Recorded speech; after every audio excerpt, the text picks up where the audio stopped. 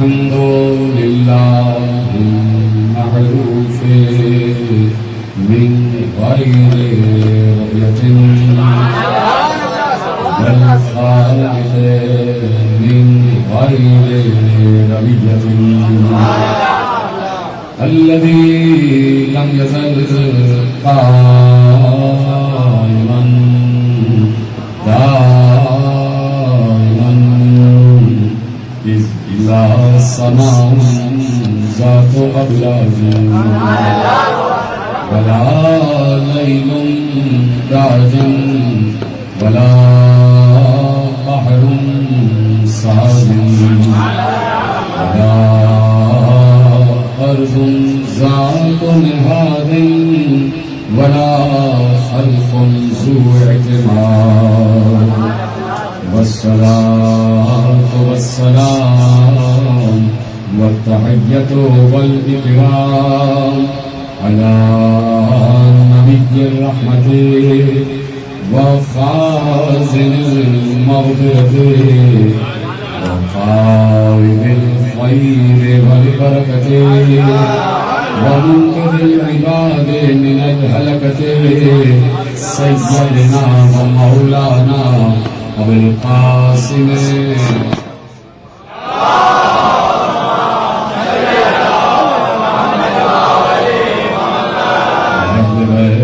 الطيبين الطاهرين المعصومين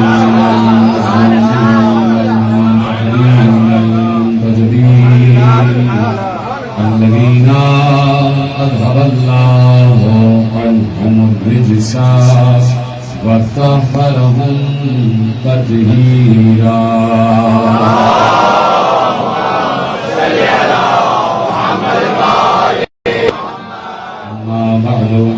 قال الله سبحانه وتعالى في محكم كتابه المجيد وفرقانه الحميد وقوله الحق بسم الله الرحمن الرحيم لقد كان لكم في رسول الله أسوة حسنة صلوات الله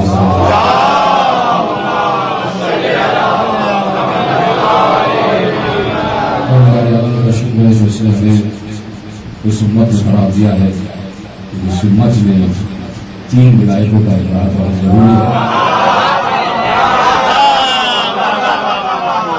और ये 3 विलायतें यकीनन उसी से मुस्तसिल है कि जो कायनात का अज़ली वली और उसी वली ने वली मुतलक ने जिसका नाम ज़ाती नाम अल्लाह है और सिफाती नाम जिसके बहुत सारे हैं उसके सिफाती नामों के हवाले से कोई मासूम ने इरशाद फरमाया कि अल्लाह के 350 नाम तौरात में है और 350 नाम इंजील में है और 350 नाम ज़बूर में है और कमोबेश 350 नाम कुरान में है।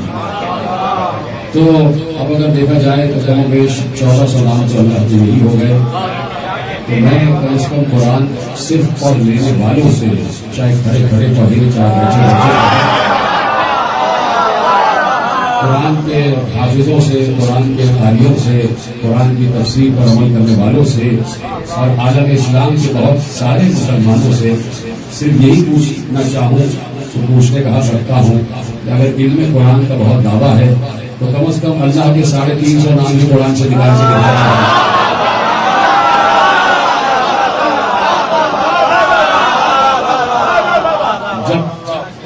खुद कह दिया वारिस कुरान ने तो कहीं न कहीं अल्लाह के कुरान में नाम मौजूद है। देखिए 350 नाम परवरदिगार के कुरान में मौजूद है, कोई निकाल के दिखा नहीं सकता। वो 99 नाम जो उसके अस्माए हुस्ना है उसमें से भी कुछ नाम कुरान में है और कुछ नहीं है, जो अलग से 99 नाम हमारे पास है। वो पलट के यही कहेगा कि भाई यकीनन कुरान में मौजूद होंगे, लेकिन हमारी निगाह वहां तक नहीं पहुंच सकती। हमारी निगाह बातिन कुरान के उस बातिनी हवाले तक नहीं पहुंच सकती। हमारी निगाह ज़ाहिर कुरान के उस बातिन तक नहीं पहुंच सकती। हमारी निगाह खाकी कुरान के उस नूर तक नहीं पहुंच सकती। कोई इनकार नहीं कर सकता। तो यकीनन कुरान में 350 नाम अल्लाह के मौजूद हैं, लेकिन हम वहां तक नहीं पहुंच सकते। 1400 वर्ष से हम भी यही कह रहे हैं कि कुरान में जिक्र अली भी है, जिक्र फातिमा भी है,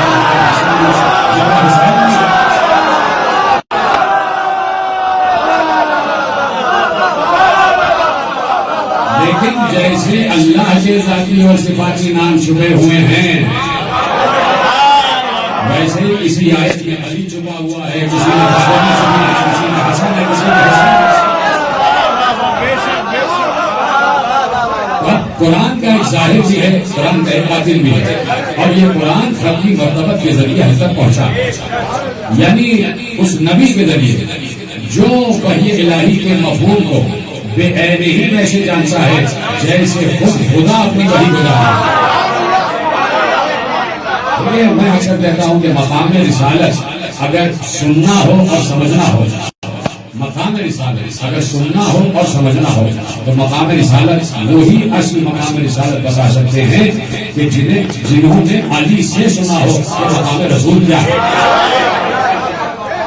अजीम जुमला मैंने आपके हवाले किया कि जिन्होंने अली से सुना हो कि मकाम रिसालत क्या है, इसलिए कि बहुत सारे मुअर्रिखीन ने, मैं जुमला कहूंगा आपका पहुंच जाएगा, बहुत सारे मुअर्रिखीन ने नबी को उस वक्त नबी जाना जब नबी 40 वर्ष के हो गए।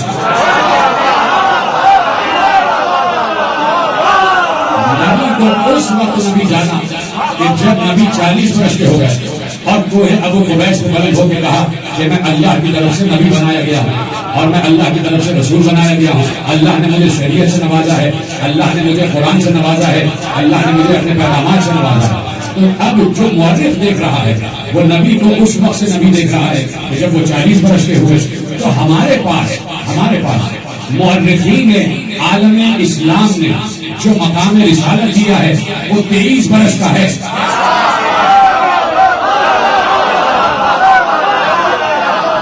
देखिए ना, जब नबी 40 वर्ष के हुए तो उस वक्त नबूवत का ऐलान किया और 63 वर्ष की उम्र में पैगंबर इस दुनिया से पैदा फरमा गए। तो कोई 23 वर्ष का तो नबी हमें मिला ना। और तारीख की किताबों में, सीरत की किताबों में, सवाने की किताबों में जो नबी हमारे पास है वो 23 वर्ष का नबी है।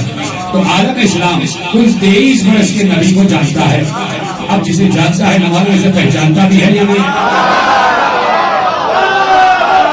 अगर देखिए पहचान भी रहे होते तो कम अज कम उसी दौर में अगर पहचान भी रहे होते तो कम अज कम ये तो होता कि नबी पीछे से पुकार रहे थे तो चढ़ते चढ़ते वापस आ जाते।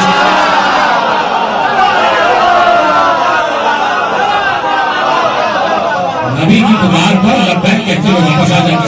इसलिए कुरान ने सूरह अनफाल में कह दिया कि या अय्युहल्लज़ीना आमनू इस्तजीबू लिल्लाहि व लिर्रसूल इज़ा दआकुम लिमा युहयिकुम, ऐ ईमान वालों जब भी अल्लाह और उसका रसूल पुकारे उसकी पुकार पर पलट कर लब्बैक कहते हुए आओ। चाहे जमीन में दौड़ते जा रहे हो या पहाड़ों में, जब भी अल्लाह और उसका रसूल पुकारे फौरन उसकी पुकार को जवाब दो, लब्बैक कहो। इसलिए कि वो तुम्हें इसलिए बुला रहा है ताकि तुम्हें जिंदगी अता करे। आगे बोलो, सूरह अनफाल की आयत और बड़ी मशहूर मारूफ आयत और निकलना सामने बैठा हुआ है कि अल्लाह कह रहा है कि या अय्युहल्लज़ीना आमनू इस्तजीबू लिल्लाहि व लिर्रसूल इज़ा दआकुम लिमा युहयिकुम, जब भी तुम्हें अल्लाह और उसका रसूल पुकारे तो फौरन उसकी पुकार का जवाब दो, फौरन पलट कर आओ, फौरन लब्बैक कहो। इज़ा दआकुम लिमा युहयिकुम, वो तुम्हें बुला ही इसलिए रहे हैं ताकि तुम्हें जिंदा कर दे, तुम्हें जिंदा कर, तुम्हें बुला रहे हैं जिंदगी देने के लिए। इसलिए बुला रहे हैं। अब कुरान की आयतें हैं और मैं अक्सर कहता हूँ, अभी परसों तकरीर कर रहा था 2 दिन पहले जहाँ हमारे सारे शोरा गौर जाती साहब ने कहा कि वही सलाम पेश फरमा रहे थे, तो मैं वहाँ पर भी एक बात कही और बात ये कही कि हमारी की आलम इस्लाम की किताब है मुस्तदुल गहाबा फी मारिफत सहाबा, उसमें कम और बेश 15,000 असहाबे किराम के नाम मौजूद हैं। और मैं आलम इस्लाम के हर हाफिज से अगर पूछूं तुझे कितने नाम याद है तो गिनती में आ जाएंगे, तो गिनती के चंद उंगलियों पे गिन लिए जाएंगे, शायद 2-3 से आगे ना बढ़े। बात यह है कि कबीर में आते आते हजरतुल विदा के वक्त यही असहाब 1.5 लाख की तादाद में हो गए। तो 1.5 लाख का किस तरह तो हो सकता है।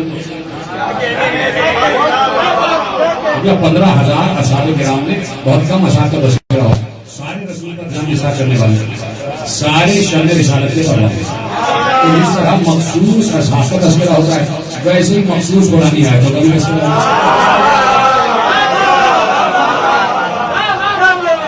जो मैंने आयत पढ़ी आपके सामने कि है ईमान वालों, अल्लाह उसका रसूल जब पुकारे उसकी पुकार का जवाब दो, इसलिए कि वो तुम्हें इसलिए बुला रहे हैं ताकि तुम्हें जिंदा कर दें, ताकि तुम्हें जिंदगी अता करे, ताकि तुम्हें हयात अता करे। आयत है ना कुरान, क्यों नहीं पढ़ी जाए? इस आयत पर इतना जोर क्यों नहीं?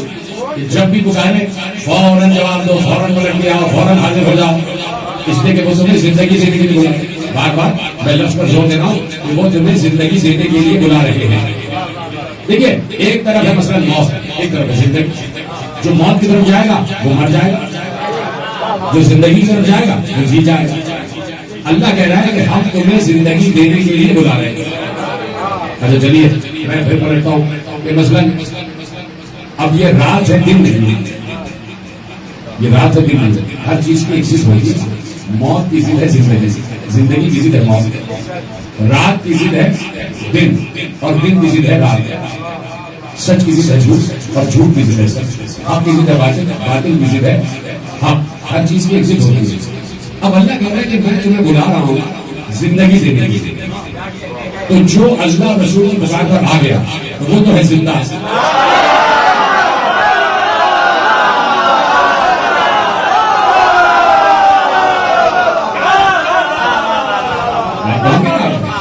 जो अल्लाह और रसूल के बुलाने पर आ रहा है वही जिंदा है, और जो नहीं आ रहा वो दुनिया की निगाह में जिंदा होगा, लेकिन आसिफ में वो है चलता फिरता होगा। तो जिंदगी यही है कि जब अल्लाह पुकारे, रसूल पुकारे, उसकी पुकार पर आ जाओ। तो किसने बुला रहे? ताकि तुम्हें जिंदगी अता करे, ताकि तुम्हें जिंदा कर दे। इसी जिंदगी का नाम है गायब रखी कि लक़द कान लकुम फी रसूलिल्लाहि उस्वतुन हसना। तुम सब के लिए रसूल की जात बेहतरीन नमूना है। लक़द कान लकुम फी रसूलिल्लाहि उस्वतुन हसना। लकुम का सीगा है जमा का। पढ़ लिखे बात बैठे, सोचा साहब बैठे हैं और ये बेहतर जानते हैं कि जमा वाहिद और तस्निया और उसके अलावा तस्कीर और तानीस ज़बान चीजें हर ज़बान में। तो अब ये जो सीधा है लक़द काना लकुम, ये लकुम जो है जमा का सीधा, और जमा का सीधा आपसे बेहतर बहुत जाता है जहाँ तीन या तीन से ज्यादा अफराद शामिल हो जाए। अब ये एक मिनी जुमला इज्तिमाई बात हो रही है। लक़द काना लकुम फी रसूलिल्लाहि उस्वतुन हसना। तुम सब के लिए रसूल की जात बेहतरीन नमूना है। ये आयत सबसे पहले किस माहौल में होती है? जहाँ असहाब मौजूद थे, जहाँ असहाब के। अब हम तो 1400 बरस बाद सुन रहे हैं, क्या है कि नहीं? सबसे पहले होगी तो पैगंबर ने सबसे पहले असहाबे किराम के सामने ये आयत तिलावत की। तो अब सबसे पहले मुखातब कौन थे? असहाबे रसूल। यानी कुरान बिलखुसूस उम्मत मुस्लिमा से कह रहा है तुम सब के लिए रसूल की जात बेहतरीन नमूना है। अब उसका अगर 15,000 असहाब हैं तो 15,000 असहाब से कुरान कह रहा है 15,000 असहाब तुम सब के लिए रसूल की जात बेहतरीन नमूना है। आयत की तफसीर, आयत की तफसीर ऐसे नहीं होती, इस पर रुकना पड़ता है और फिक्र करना पड़ता है। ठीक है, अब यानी आयत किस माहौल में उतर रही है वो देखना तो जरूरी है। तफसीर के कई मराहिल हैं। आयत उतर रही है, मैंने आपके सामने अर्ज किया कि शम्मे रिसालत के परवाने बोल रहे हैं। तो सबसे पहले इस आयत पर किसको अमल करना है? सबसे पहले इस आयत पर रसूल के चाहने वालों को, शम्मे रिसालत के परवानों को, याद आने वालों को, असहाबे रसूल सब मौजूद। हज़रत अबू बकर भी मौजूद, हज़रत उमर भी मौजूद, हज़रत उस्मान भी मौजूद, हज़रत तलहा भी मौजूद, हज़रत ज़ुबैर भी मौजूद, हज़रत इब्न अब्बास भी मौजूद, सारे मौजूद। आप देखेंगे कि आपने अली का नाम ले लीजिए,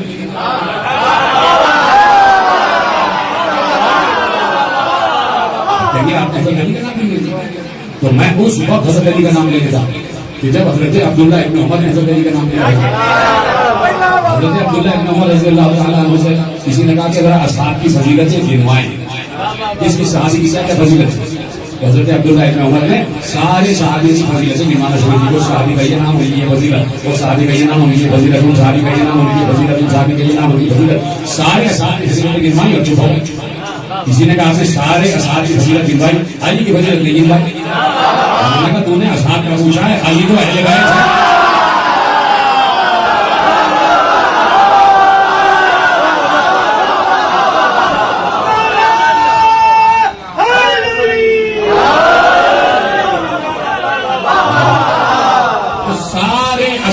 मौजूद है सारे सलवार पढ़ो मोहम्मद वाले मोहम्मद बहुत मुख्तसर सारे असारे ग्राम मौजूद है। तो अब लक़द काना लकुम, लकुम ये ज़मीर जारी है, ये सबसे पहले वहां मौजूद है। तुम सब के लिए पैगंबर की ज़ात बेहतरीन नमूना अमल है। अब यहाँ से दुआ आगे बढ़ रही है और बिल्कुल मुख्तसर अपनी मंजिल में आ जाऊंगा कि सबसे पहले जहां आए उतरी है वहां कौन है वो बता चुका। तो सबसे पहले उन लोगों को देखना है कि रसूल कैसे अमल कर रहे हैं। तो देखिए बात यह है कि लक़द काना लकुम फ़ी रसूलिल्लाहि उस्वतुन हसना, उस्वा हसना, सीरत बेहतरीन, सीरत बेहतरीन सवाल, बेहतरीन नक्शे कदम जो हो सकता है वो रसूल का हो सकता है।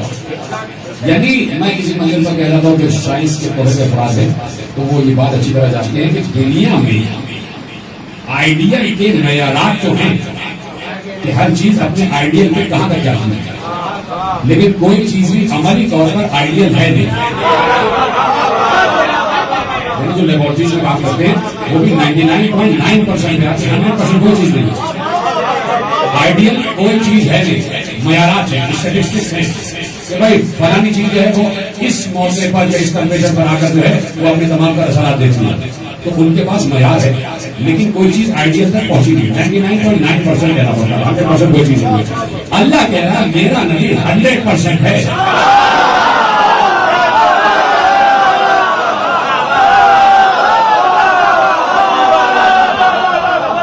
अल्लाह कह रहा है मेरा मिलके सारे मिलके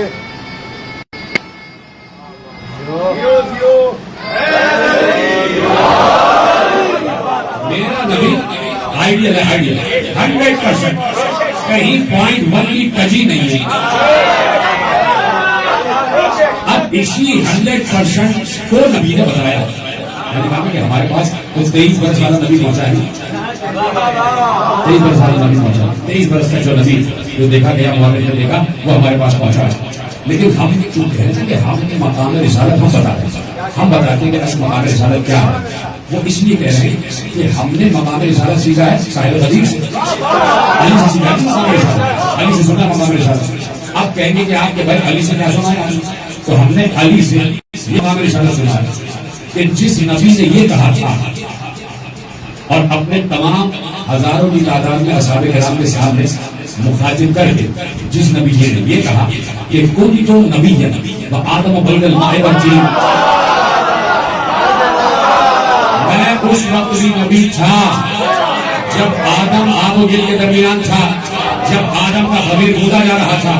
तो कम से कम आदम से तो पहले है ना नबी, तो मकाम रिसालत कहां से शुरू करना पड़ेगा, आदम से पहले। तो जब आदम खमीर, जब नबी खमीर घूमता हुआ देख रहा है तो मकाम रिसालत वहां से शुरू होगा। आप किससे पूछें कि वहां से तो मकाम रिसालत शुरू हो रहा है, उस मकाम से, उस जमाने से किससे पूछें?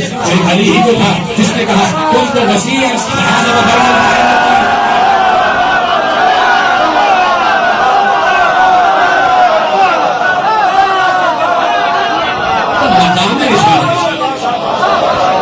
सुना है अली से, इसलिए कि अली उस वक्त भी नबी के वसी थे जब से नबी थे, तो हमारे ना।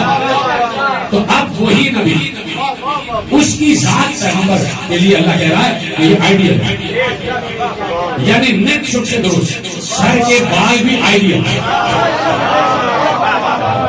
देखिए मैंने इसमें कहा कि मंजरनामा यह है कि सबसे पहले किनको फॉलो करना रसूल जो सामने है।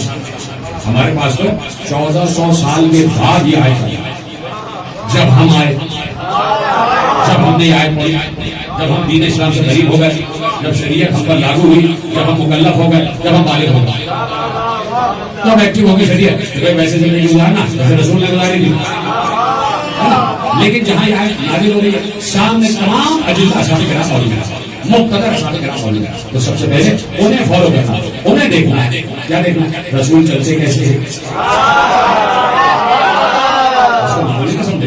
यानी रसूल की पूरी जिंदगी, पूरा वजूद आइडियल। यानी अल्लाह ये बताना चाहता है कि तुम नबी जैसे जैसे चल रहे वैसे चलो, यानी नबी की इताअत भी करो और नबी का इत्तिबा भी करो। तो अब उसवा हसना, उसवा हसना का मतलब सिर्फ ये नहीं है कि वो मस्जिद में आके नमाज कैसे पढ़ रहे हैं वैसे पढ़ रहे हैं,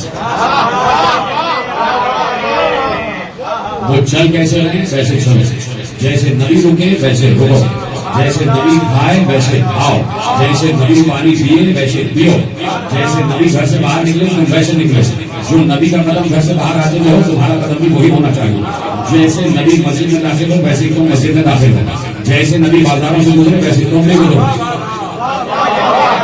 जो खुशबू नबी लगाए वैसे तुम लगाओ, जैसा लिबास नबी पहने वैसा तुम पहनो, जैसी नमाज नबी पढ़े वैसी तुम पढ़ो, जिस वक्त नबी रोजा खोले तुम खोलो, जैसा हज नबी करे वैसा हज करो, जैसी ज़कात नबी दे वैसे तुम दो, जैसे जिहाद नबी करे वैसे तुम जिहाद करो, जैसे बच्चों से वो बात करे वैसे तुम बच्चों से बात करो, जैसे बड़ों से वो बात करता है वैसे तुम बड़ों से बात करो, जैसे असातिज़ा से वो बात करता है वैसे तुम उस्तादों से बात करो, जैसे शागिर्दों से वो मिलते हैं वैसे तुम मिलो, जैसे वो दोस्तों से मिलते हैं वैसे तुम दोस्तों से मिलो, जैसे वो घर वालों से मिलते हैं वैसे तुम घर वालों से मिलो, जैसे वो नवाजों से मिलते हैं वैसे तुम नवाजों से मिलो, जैसे वो दादा से मिलते हैं वैसे तुम दादा से मिलो, जैसे वो बेटी से मिलते हैं वैसे तुम बेटी से मिलो, जैसे वो दामाद से मिलते हैं वैसे तुम दामाद से मिलो, जैसे वो खाए वैसे तुम खाओ, जैसे वो सोए वैसे तुम सो जाओ, जैसे वो करवटें ले वैसे तुम करवटें लो।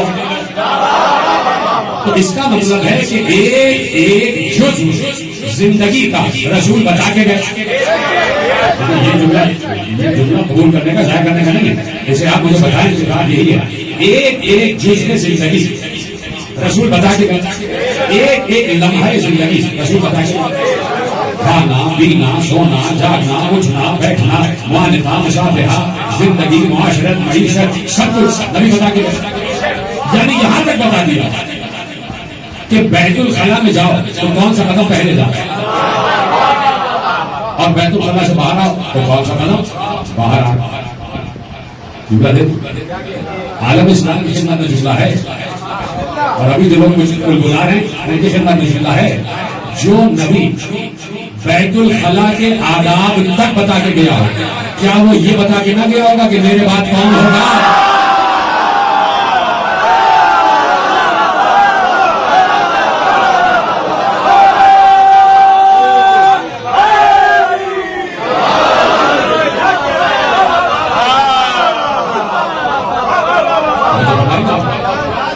जो नबी जिंदगी का एक एक कदम बता के जाता है, तो क्या वो उम्मत को उसके हाल से छोड़ देगा? उम्मत को उसके हाल पे छोड़ देगा? आप खामोश हो गए तो मैं बस आपके 5 मिनट और ले लेता हूँ कि भाई बात ये है कि देखिए, मैं यही तकलीफ करता था इसलिए, तो मैंने वहां एक हदीस पढ़ी, और हदीस पैगंबर से मर्जी है, और वो हदीस जो है वो जनाबी मुवद्दत में भी लिखी हुई है और हज़रत तालिब में भी लिखी हुई है, और उन्होंने मजीद 2-4 हवाले और दिए, और वो हदीस इतनी मशहूर है कि आप मेरी बचपन से वो हदीस सुन रहे हैं। और वो हदीस क्या है कि सतफ्तर उम्मती अला सलासत सबईन फिरक़तन कुल्लुहा फिन्नार इल्ला वाहिद। मेरी उम्मत 73 फिरकों में तकसीम हो जाएगी, मेरी उम्मत 73 फिरकों में तकसीम हो जाएगी। पूरी हदीस आप अपनी ज़हन में दोहरा लीजिए, सब के सब जहन्नम में जाएंगे सिवाय एक है। अच्छा, अब पैगंबर ने कहा मेरी उम्मत मेरे बाद 73 फिरकों में तकसीम हो जाएगी। तो क्या मैं पूछना चाहता हूँ आलम इस्लाम से, क्या नबी ऐसा चाहते थे कि उम्मत फिरकों में बढ़ जाए? ये तो सोचना ही कुफर है। इसलिए ये आयत कुरानी की सरीहत से नापसंद हो जाएगी कि अगर नबी चाहे कि उम्मत फिरकों में बढ़ जाए, नहीं, इसलिए कि कुरान क्या कह रहा है, वातसिमू बिहब्लिल्लाहि जमीअन वला तफर्रक़ू, फिरकों में न बंटो, फिरकों में तकसीम ना हो। कुरान का हुक्म है फिरकों में तकसीम ना हो। और आज हर फिरका अकड़ अकड़ कर कह रहा है हमारा फिरका ये है, हमारा फिरका ये है, हम ही हम पर फलाना वाजिब पर। तो कोई ये बात नहीं कहता। इतराज ये हो जाता है कि ये दिखाइए कुरान में, ये दिखाइए कुरान में, ये दिखाइए कुरान में। अरे ये 73 फिरके तो दिखा दो कुरान में।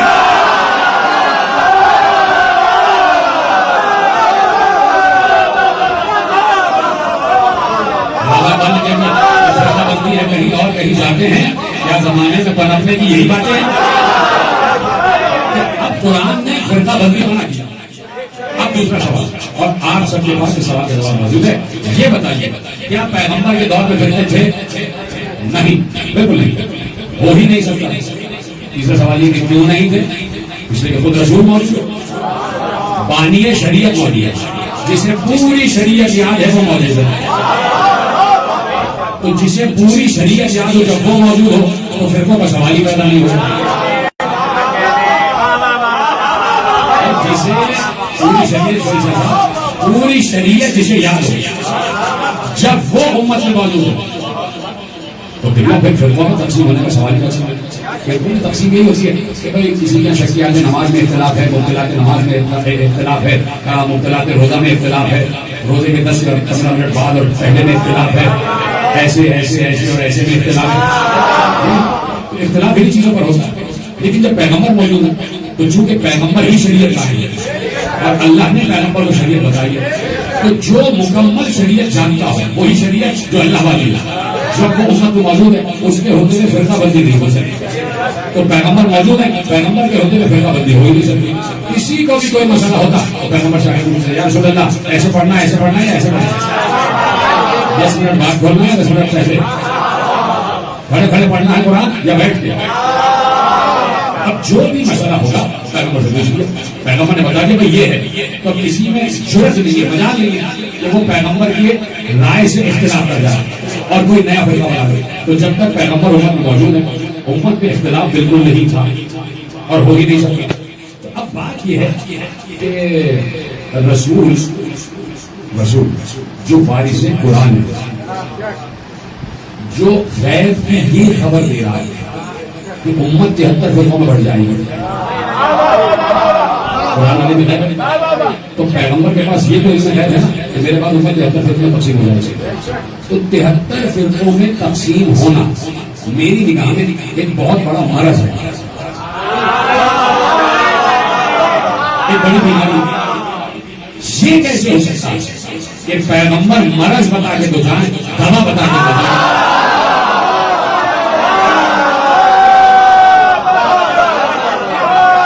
ये कैसे हो सकता है कि पैगंबर मरज बता के तो जाए, दवा बता के जाए? तो पैगंबर तबीब असल हकीम है ना भाई। तो अब तबीब असल जो है उसका काम ये है कि मरज बताए तो दवा नहीं बताए।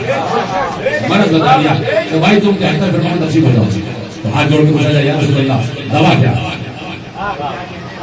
तो कहेंगे दवा मैं हूं।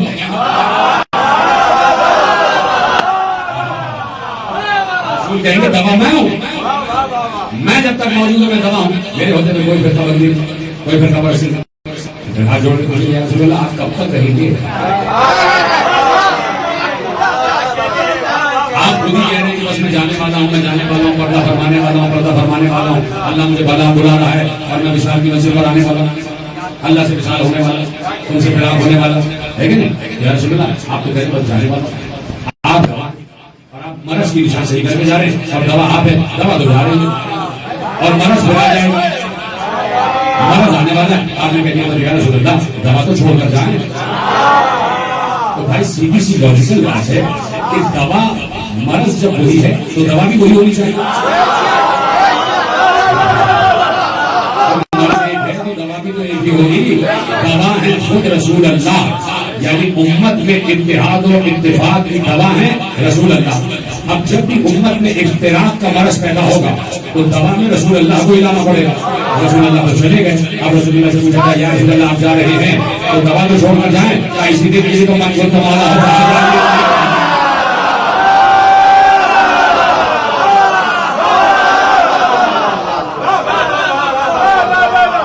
यानी पैगंबर जो कह रहे थे मन कुंतु मौला हो फहादा अली मौला, मैं जिसका मौला हूँ उसका ये अली मौला है।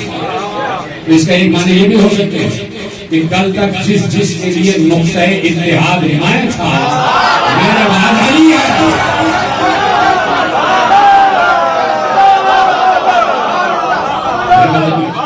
अब कहा कि जैसे वो चले वैसे चलो, जैसे वो अमल करे वैसे करो, जैसे वो बोले वैसे बोलो। अब सबसे बड़ी जिम्मेदारी है जिनके सामने ये आयत नाज़िल है, और इसी के बाद सब हुआ, सबसे पहले वो देखेंगे कि पैगंबर क्या क्या करते थे। और मैं इस बात पर यानी एतमाद से कहने में आप बजाने हो कि असहाब ने कोई काम भी ऐसा नहीं किया कि जो उसका रसूल के खिलाफ कह नहीं सकते। कैसे हो सकता है कि रसूल कोई काम करे और असहाब उसके खिलाफ करें? नहीं हो सकता ना भाई। जैसे रसूल ने दिया वैसे असहाब ने दिया, हो गया। बात ये है कि भाई रसूल ने जो जो काम किए, अब मैं कितने काम गिनवाऊं कि हर वो काम करना असहाब की जिम्मेदारी है जो रसूल ने काम किया। अब रसूल अगर किसी के एहतराम में उठ रहे हैं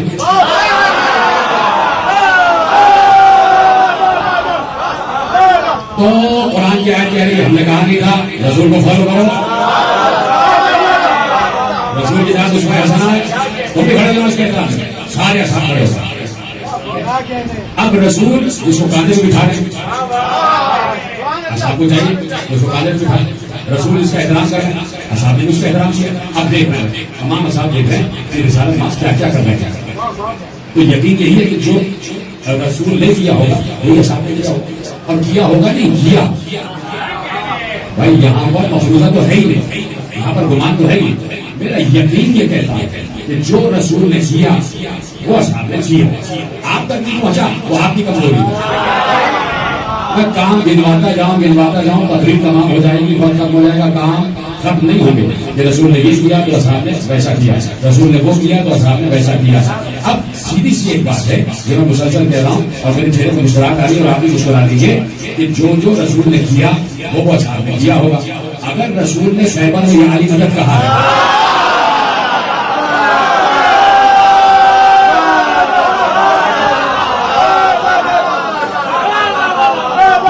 आपको दलील देता हूं।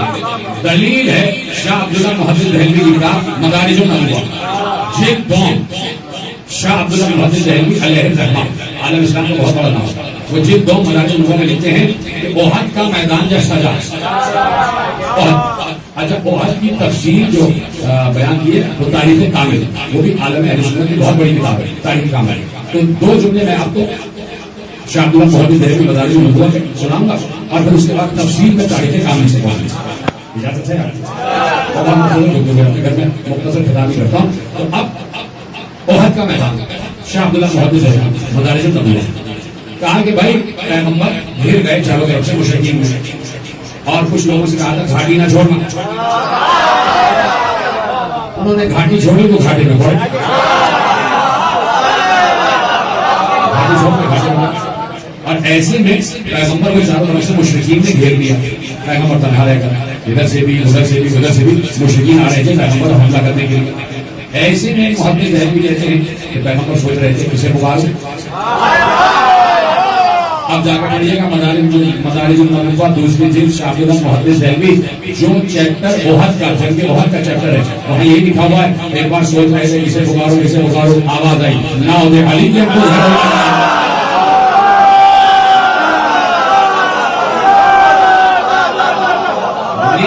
दो अली को, निदा दो अली को, जो अजायबात का मजहर है, जो अजायबात का मजहर है। कौन कह रहा है? अल्लाह। ये आवाज अल्लाह की तरफ से है कि निदा दो अली को। अच्छा मैं तो अब तक ये कह रहा हूँ कि भाई जो पैगंबर ने कहा होगा वो असहाब ने माना होगा। यहाँ तो अल्लाह अपने नबी से कह रहा है,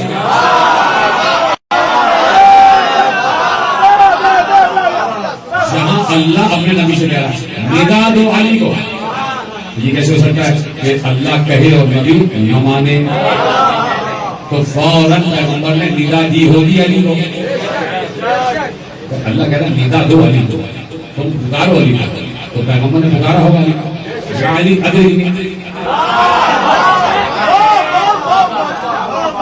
मतलब ये थोड़ी कहा कि नादे अली, भाई नादे अली जो है वो सीधा अम्र है। नाद यानी निदा दो, अल्लाह हुक्म दे रहा अली को निदा दो, कौन है नबी, तो फौरन नबी ने इत्तिबा किया और फौरन कहा या अली आ जाइए, अदरिक या उनसुरनी, जो कभी लफ्ज़ हो। ये पैगंबर ने चुपके से बताया नहीं होगा,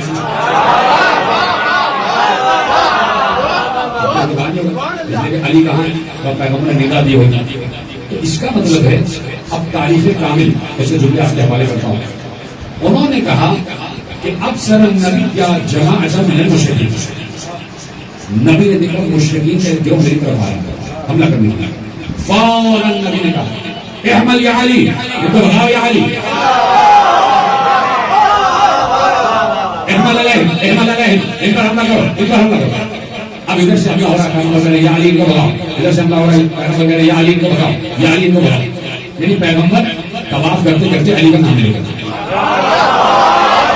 तवाफ करते हुए अली का नाम लिया जा सकता है। इधर इधर तारीफ काम है, इधर से हमला हो रहा है, इधर से हमला हो रहा है, इधर से हमला हो रहा है, और बार बार कह रहे हैं एहमल अलैहि, एहमल अलैहि, इनको फेंको, इनको भगाओ, इनको भगाओ। और अली चारों तरफ बढ़ बढ़ के हमला कर रहे हैं, चारों तरफ बढ़ बढ़ के हमला कर रहे हैं, और पैगंबर के होल की तामील कर रहे हैं। तब जो पैगंबर कह रहे हैं तो जोर जोर से कह रहे हैं ना।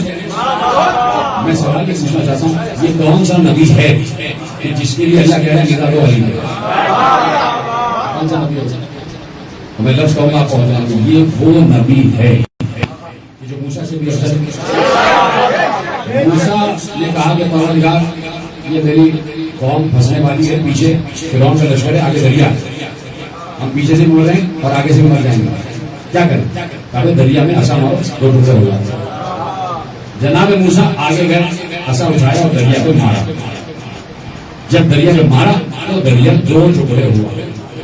ये है जनाब मूसा, कि उन्हें दरिया तक जाना पड़ा, असा दरिया पे मारना पड़ा, तब वो दो टुकड़े हुआ।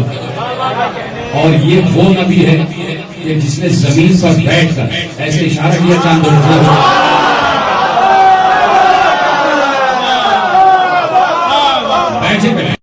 चांद तक परवाह भी नहीं की गए और कोई असा जो है चांद पे मारा, बैठे इशारा किया, चांद को बचा।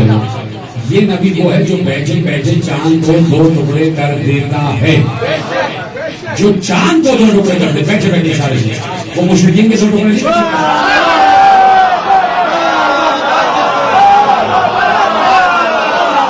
मुझे मालूम है गर्मी बहुत हो रही है, ऐसी बातें आपसे बहुत है और आपको सहमत हो रही है, लेकिन जिक्र अली जो है वो गर्मी में ठंडा पैदा करता है, ठंडा में गर्मी में। ये अजीब जिक्र है। और दो चार लम्हे रह गए, उसके बाद मसाइल। भाई ये नबी है जो चांद को दो टुकड़े करता है।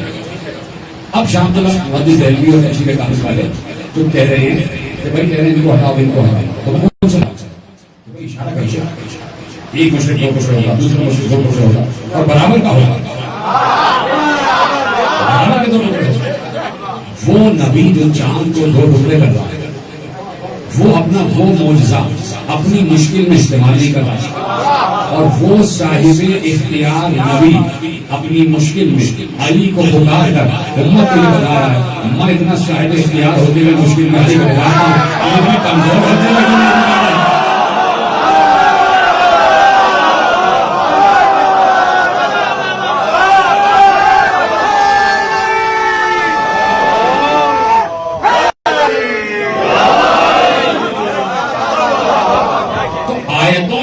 पढ़ ही लेना नहीं है, आयतों पर बहुत ही करना। तुम सबके लिए पैगंबर की जात बेहतरीन होना है।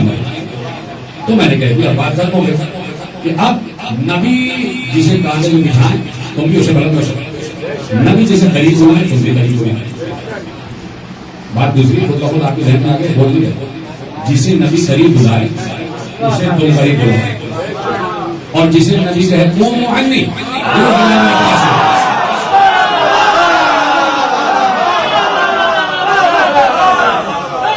भाई बात यह है कि दीन खत्म हो गई बात, दीन कुल इतना है बस, इसके अलावा दीन नहीं है। दीन कुल इतना है, दो जुमलों में है दीन। कुरान में सूरह हश्र की आयत है और वो आयत तर्जुमा के हवाले कर रहा हूं, दो जुमलों में है कुल दीन, और कुल दीन दो जुमलों में क्या है? जो नबी दे उसे ले लो, जिससे रोके उसे रुक जाओ। कुल दीन जो नबी दे ले लो। यही 1400 वर्ष से बता रहे जो नबी ने ले लो। नबी ने कुरान दिया, कुरान ले लो। नबी ने शरीयत दी, शरीयत ले लो। नबी ने अरकान इस्लामी दी, अरकान इस्लामी ले लो। नबी ने नमाज दी, नमाज ले लो। नबी ने रोजा दिया, रोजा ले लो। नबी ने हज दिया, हज ले लो। नबी ने ज़कात दी, ज़कात ले लो। नबी ने जिहाद दिया, जिहाद ले लो। तो जो नबी कुरान दे रहा था, कुरान ले लिया। जो नबी नमाज दे रहा था, नमाज ले ली। जो नबी रोजा दे रहा था, रोजा ले लिया। जो नबी हज दे रहा था, हज ले लिया। जो नबी जिहाद दे रहा था, जिहाद ले लिया। वही नबी कदीर में जो जबस दे रहा था।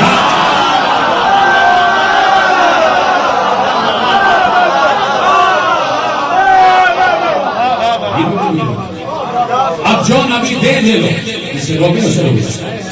तो अब हजरत अबू हुरैरा रज़ी अल्लाह अन्हु फरमाते हैं कि एक बार नबी अपने हुजरे से बाहर आए और आहिस्ता आहिस्ता बड़े आहिस्ता आहिस्ता से चलते हुए और अबा को ऐसे बंद किए हुए आए। हमने कहा कि भाई बहुत अजीब कोई तोहफा आ रहा है हमारे लिए। नबी आए हैं, कोई तोहफा लेके छुपा के आ रहा है। करीब आ गए, हजरत अबू हुरैरा ने पूछा, या रसूलुल्लाह कोई हमारे तोहफा लाए? कहा बहुत अजीब तोहफा लाया। दिखाई यार उसने लीजिए। एक बार आबा का दामन हटाया, एक तरफ से हसन निकली, एक तरफ से हसन। ये दो अजीम तोहफे तुम्हारे हवाले में है उम्मत। ये एक तरफ से तुम्हारे लिए दो तोहफे, ये कोई मामूली नहीं है। ये सरदाराने जवानाने जन्नत और इनका बाप इनसे अफजल। इनको हमेशा बुलंद रखना, हमेशा बुलंद। अल्लामा ज़ैदी ने कहा कि उम्मत ने हुसैन को बुलंद तो रखा, लेकिन लोगों ने देखा नेज़े की बुलंदी पर बुलंद है। तो ये है शिकायत उम्मत से, जैसे रसूल ने कांधे पे बुलंद किया, क्या गैरत नहीं आई, शर्म नहीं आई? उसका गला काटते हुए, उसके गले से चलाते हुए और मोरे गुफ्तगू मेरे दिलो। आपको पता है कि शर्म में आप बचे हुए हैं और ये मजलिस किस बीवी से मंसूब है, किस बीवी से मखसूस है? वो बीवी के जिसे नमाज शब में हुसैन ने छोटी सी बच्ची नमाज शब में हुसैन ने तलब किया है। तो परवरदिगार ऐसी बेटी दे रही जिसके बगैर न मैं जी सकूँ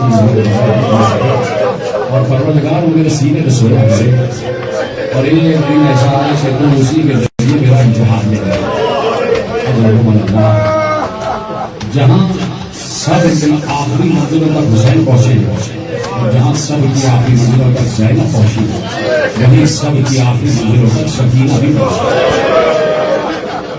इस बच्ची ने इतना ही सब्र किया है जितना हुसैन ने ज़ैनब ने सब्र किया। अब आपकी आवाज़ें मीडिया गर्म हो रही है। मैं कैसे अर्ज करूँ मेरे अजीजों कि किस सीने पर शिव ने अपने पाँव रखे, किस सीने पर शिव ने अपने पाँव रखे। ये इसलिए रोशनियां मसल की जा रही हैं ताकि आपको अंदाजा हो कैद खाना कितना तारीफ कैद खाना था। उसी तारीफ कैद खाने में एक बच्ची शिक्षक का अपने बाबा को याद कर रहा था, घुट घुट कर अपने बाबा को याद कर रहा था। उसी तारीफ कैद खाने में सुना कि दो दिन पहले सुनेगा शहादत था। आहिस्ता आहिस्ता आपकी तैयारी हो जाए ताकि बच्चों के मसाइल आप सुन सके और जी भर के गिरिया कर सके। वैसे तो आप गिरिया नहीं कर सकते जैसे खाने में गिरिया हुआ, लेकिन कोशिश की जाए तो यकीन ये आवाजें शायद शाम तक पहुंच जाए। कुछ आप जायरीन गए शाम तक उनसे हाथ जोड़ करता है कि मेरी तरफ से दोनों बीवियों को सलाम जरूर करें, मेरी तरफ से दोनों बीवियों की चौबरों की सुविधा जरूर करें। आपकी तरफ से भी यकीन ये आवाजें पहुंच जाएंगी, कनिष्ठ तक पहुंच जाएंगी, दिल्ली के रोजे तक आपकी आवाज के लिए बंद हो जाए। बड़ी संदेश दीजिएगा। मैंने कहा ना कि क्या मालूम उसे कि जिस सीने पर पाँव धर रहा है वो सीना कौन सा सीना है? वही सीना हुसैन का सीना था जो सीने रसूल से मस्त होता है। हुसैन अपना सीना रसूल के सीने पर रख के सो जाते थे। हुसैन जैसे रसूल के सीने के बगैर हुसैन को नींद नहीं आती थी, वैसे हुसैन के सीने के बगैर सकीना को भी नींद नहीं आती। सकीना रोज नमाज के वक्त मुसल्ला बिछा के बैठ जाती, बाबा का इंतजार करती, बाबा आएंगे तो बाबा के साथ नमाज पढ़ूंगी। हुसैन मस्जिद से वाजिबात अदा करके मुझसे नमाज अदा करना है तो सकीना साथ साथ खड़ी हो जाती है। घर में अगर आपकी छोटी बच्चियां हैं तो बच्चियों को सलामत रखते आते आपका सारा दिन मुसलमानों करके एक निगाह में अपनी छोटी बच्चियों को तस्वीर दे सकते। अगर आपके घर में पोतियां और नवासियां छोटी छोटी हैं तो याद कर लो इतना छोटा सा कद होता है 4 वर्ष की बच्ची। अरे 4 वर्ष की बच्ची हुसैन की बच्ची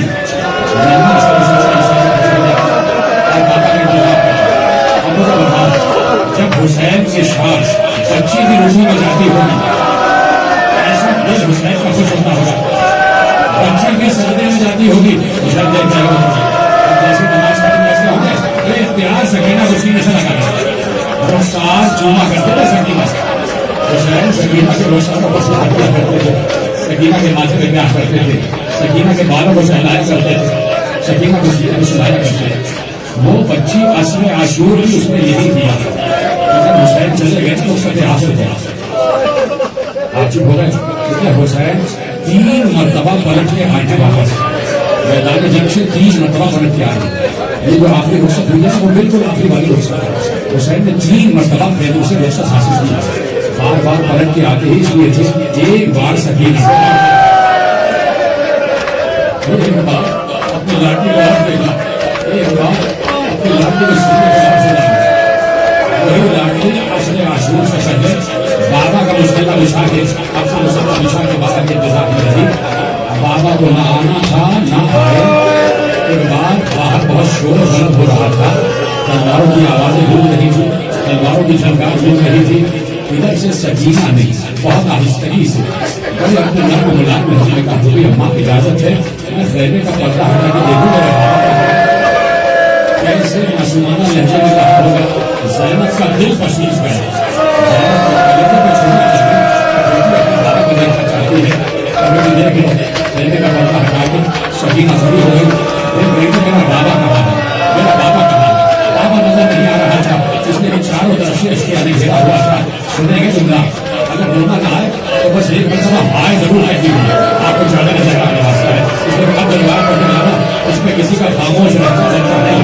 आपको हाय हुसैन कहना पड़ेगा और सीने में हाथ मारना पड़ेगा। सकीना को बाबा नजर न आया इसलिए ख्वाजा अख्तर ने घेरा हुआ था। सकीना हिम्मत करके फैले से बाहर है। ख्वाजा अख्तर का सिपाही खड़ा हुआ था। सकीना उसके दामों को पकड़ के कहती है ऐसा है उसके गलत करेगा क्या बात है क्या मेरा बाबा कहाँ है मेरा बाबा कहाँ है मेरा बाबा कहाँ है। इतने जालिम थे ये यजीद के सिपाही इतने जालिम थे कि इन पर जिंदगी में लानत हो इतने जालिम थे। तुम कौन हो क्या मैं हुसैन की बेटी सकीना मैं हुसैन की बेटी सकीना अपना अच्छा मतलब चाहता तुम्हारा बाबा कहाँ है। उसने तीर को कनाल से जोड़ा और ये तीर जहाँ चला जाए मेरा बाबा वही है। सकीना ने तीर को देखा तीर को वास करता हुआ हुसैन के गले में आ गया। सकीना तीर को पीछे करते हुए बाबा से आगे निकली। सकीना तीर के पीछे आते हुए बाबा की लाश निकली। हुसैन तरफ रहे थे हुसैन का कलेजा फट गया। हुसैन का कलेजा फट गया। हुसैन ने बच्ची को सीने से लगा दिया। बच्ची को सीने से लगा दिया। बच्ची बाबा से लेती रही बाबा मैं मुसल्ले पे आपका इंतजार कर रही हूँ मैं मुसल्ले पे क्या सोना कर रही हूँ बाबा मुसल्ले पे आपका इंतजार कर रही हूँ। बेटी जाओ हुसैन ने कहा बेटी जाओ बेटी घर में जाओ खुदी के पास पहुंचा। सकीना और जोर से निकल गई। शेर आगे बढ़ा और हुसैन बच्ची को हटा बच्ची को हटा। आप हुसैन कहते थे बच्ची के लिए बाबा मैं आपको छोड़कर नहीं जाऊंगा बाबा मुझे भी अपने साथ दीजिए बाबा कहो तुम हो वहीं मैं रहूं बाबा मुझे आपके सीने के बजाय नींद नहीं आती। जब बच्ची बहुत देर हुसैन के सीने से जुदा नहीं हुई तो सिर ने जुदा किया सिर ने जुदा किया लेकिन पूछना फैलने के गिरोही के पर्दे से देखती हुई फिजा से पूछना कैसे जुदा किया। फिजा ने बताया कि शिव ने बच्ची के बालों में हाथ डाला बच्ची को उठा के दूर फेंका। हुसैन ने आवाज दी बहन सकीना का सलाम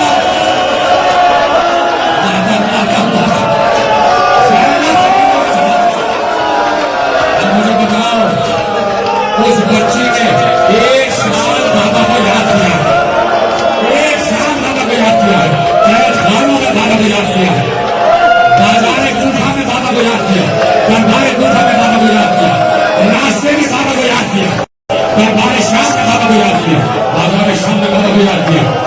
बीच दरबार में बच्ची खड़ी हुई है, बीच दरबार में बच्ची खड़ी है और बच्ची को दरबाने के लिए तख्त से हुसैन के सर को दिखाया गया।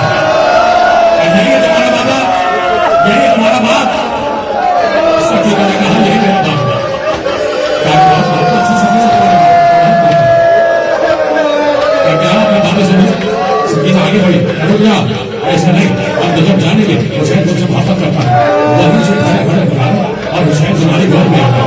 सकीना ने बंधे हुए हाथों में ऐसे से बंधे नहीं हाथ, ऐसे बचा बाबा मोहब्बत का इम्तिहान दिया जा रहा है, आजा गोद में आ जाओ। तो ये कैसे हो सकता है कि बेटी पुकारे और बाप लाए? हरे दरबार में देखा सरे हुसैन से जुलूस हुई, सर परवास करता हुआ बेटी की गोद में आ गया। कहाँ कहाँ पर सकीना ने याद किया, तड़प तड़प के याद किया, सिसक सिसक के याद किया, घुट घुट कर याद किया। कैद खाने के दरवाजे में बैठ जाती थी, साथ रोशन नाम से परिंदों को जाता हुआ देखती थी। शाम को परिंदे जाते, उसके प्रिय से जाके परिंदे कहाँ जा रहे? सकीना अपने अपने घरों को जा रहे हैं। बच्ची कहती भैया हम अपने घर कब जा रहे हैं? अपने घर कब जाएंगे? मुझे बताओ सज्जाद क्या जवाब है? पुकारती रही, पुकारती रही, ईद आ गई, ईद आ गई। इसी एक साल में 2 ईदें भी तो देखी है, एक ईद उल अज़हा, एक ईद उल फितर, ईद आ गई। दरवाजे पर खड़ी होगी सकीना, मेरे सामने बाजार सजा हुआ है, तमाम अहले शाह अपने अपने बच्चों को लेके आए ईद की खरीदारी करने हैं। पूछा भैया सज्जाद आज कौन सा दिन है? का कलीद है, ये अपने बच्चों को खरीदारी करने के लिए सजा। हमारा भी तो एक घर था, सजा क्या अच्छे दिन थे, सकते हैं ये जुमला लिख रहे हैं। उन्होंने कहा कि सकीना ने कहा भैया क्या अच्छे दिन थे जब मेरा बाबा मुझे सीने से लगाता हुआ, मुझे घर में उठाता हुआ, कभी मस्जिद नबवी में, कभी हमारे घर, और कभी मैं बाबा को ईद उल फितर की नमाज पढ़ता हुआ जाते हुए देखती थी। भैया कभी बाबा आएगा कि हम दोबारा अपने घर में वापस जाएंगे? सजाद सीने से लगा लेते थे। बच्ची का तड़पना बढ़ता गया, बढ़ता गया। बच्ची बाबा को याद करती रही, कभी नवाब ने झपका, कभी ज़ैनब ने झपका, कभी सज्जाद ने झपक सुनाया। एक दिन ऐसा हुआ कि बच्ची ज़ैनब की गोद में सो रही थी। सोते ख्वाब में था कि हुसैन आ गए, हुसैन आए तो सकीना पढ़ के बाबा के गले से निकल गए, बाबा आप कहाँ चले गए? बाबा आप मुझे छोड़ के चले गए? बाबा आप मुझे अपने साथ ले जाते हो? बाबा मुझे आपके बगैर नींद नहीं आती। बाबा मुझे काफिले को दौड़ता है। बाबा जब मैं बच्चों को जाता हुआ देखती हूँ तो मुझे आप याद आ जाते हैं। बाबा जब से आप गए हैं मैं एक रात में चैन से सोई नहीं हूँ। बाबा मैं आपके सीने पे सोती थी, आज मैं पत्थर पर सो रही हूँ, आज मैं जमीन पर सो रही हूँ। एक बार हुसैन ने बच्ची को सीने से लगाया और कहा सकीना तेरी अज़ियत के दिन खत्म होने वाले हैं, बस आज मैं तुझे नहीं मानूंगा। ये कहा सकीना की आंख खुल गई। जैसे आंख खुली सकीना तड़पती उठी, कभी इधर जाती है, कभी उधर जाती है, कभी कैद खाने की दरबार से, कभी कैद खाने की दीवार से। और एक बार ज़ैनब ने पूछा सकीना क्या हुआ? सकीना ने रोते हुए कहा